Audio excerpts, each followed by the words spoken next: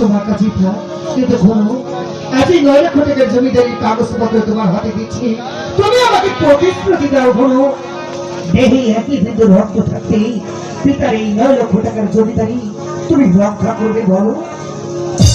কথা দিলাম আমি কখনো তোমার কথা বদলা করবো না। শোনো, আজ এই ভিজা শরীরে কিন্তু তোমাকে দেখতে শোনো, অনেক ক্ষুধা পেয়েছে। হ্যাঁ এসো, আমি কাপড় ছেড়ে এই তোমাকে খেতে দেবো। মালিককে দিয়ে বকল গাছ কাটবো, তারপরে কিন্তু তোমাকে নিয়ে ঘুরতে যাবো, যাবে না আমার সঙ্গে? হ্যাঁ যাবো, এসো।